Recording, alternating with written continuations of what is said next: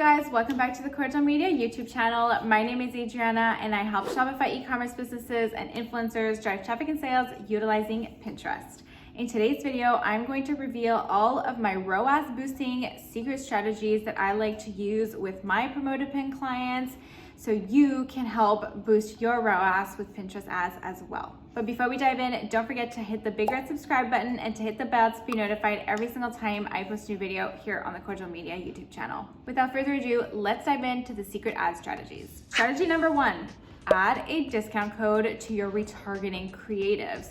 This is super helpful. I mean, I've seen this help boost ROAS significantly on many ad accounts. It always helps outperform the other campaigns. It always helps increase your revenue as well. Something as low as 15% can help get you a sale with promoted pins and can really make or break whether or not your ads go from like a 2 ROAS to a 4 ROAS. I strongly suggest you do this, even if you boost your prices on the back end just to be able to add a discount code on your promoted pins, it's definitely worth doing so. Secret strategy number 2. Now this is less a strategy with promoted pins and more a strategy with your website, but usually the advertisers who have discount codes on their websites already tend to outperform than other advertisers.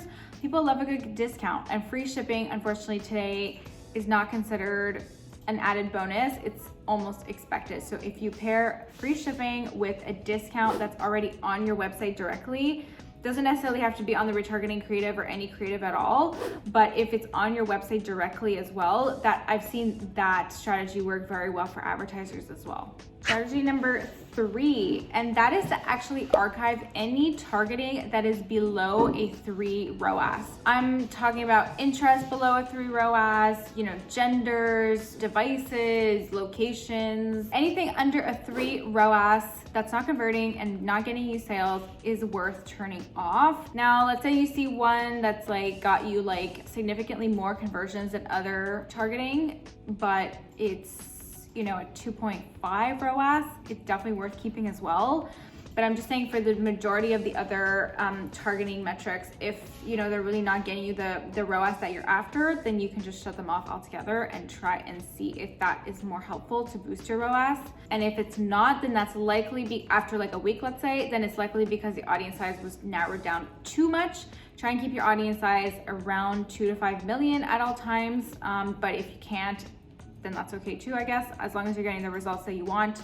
That's all that really matters. So if let's say you've been running ads for 3 months and you're still not at that 3 ROAS, but some of those targeting metrics are at a 3, try and shut off all the ones that are below 3, let that run for 7 days and see if that helps improve your blended ROAS to above 3. And if it doesn't, then that means your audience size was likely too small and you need to expand it slightly more to try and get those conversions to be boosted as well. Strategy number 4 for boosting ROAS, that is to launch a dynamic retargeting or retargeting campaign of any kind. Retargeting is one of the most successful campaigns on Pinterest. It probably is the most successful campaign across all ad platforms, but I'm just a Pinterest ad expert. If you're not including retargeting as part of your strategy on Pinterest, then you're seriously losing money. You're leaving money on the table, and it's to your disadvantage if you're not launching some sort of retargeting. Now, if you don't have a Shopify store, then you can launch a regular retargeting consideration or conversion campaign with an audience in it. But if you do have a Shopify store and your tag health is 100% healthy, you don't have any issues with product IDs, for example, then I highly suggest you launch a dynamic retargeting. I've seen those be super, super effective and can definitely increase conversions. If you see after a month that your dynamic retargeting has a click-through rate below 1%, then you can add a hero image to try and boost that click-through rate and therefore boost those conversions. Are you wondering how to optimize your ads correctly? I do have a complete cheat sheet guide that you can download in the description box below. It outlines different scenarios as to how you can optimize your promoted pins. Strategy number 5 is actually how you position your transformation message on your creatives. So depending on what you write on your creatives, depending on what your copywriting is, that can help boost your ROAS too.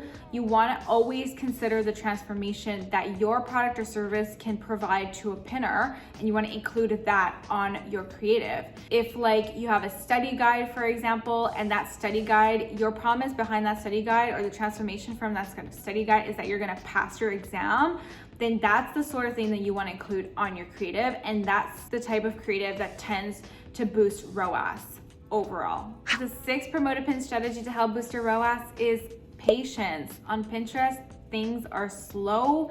You do need to be patient. It sucks, I know, but whenever you launch a campaign for the first time, you do need to wait those 14 days before you optimize. And then once you've passed that first learning period, when you make optimizations, I suggest doing it between 4 and 7 days, so about once a week. So like that, you can make the most out of your promoted pins and your optimizations, and you can let your optimizations actually take effect on Pinterest. So I highly recommend you practice patience with Pinterest ads. I know it's easier said than done, but I have seen it do wonders for a lot of ad accounts. If you'd like an expert like myself to look over your promoted pins, feel free to book a meeting with me. It's totally free. You and I just chat about your Pinterest account and we see if we are a good fit to work together. On that note, I will wish you a lovely rest of your day. If you do have a question or comment, feel free to write it in the comment box below, and I will see you in the next video.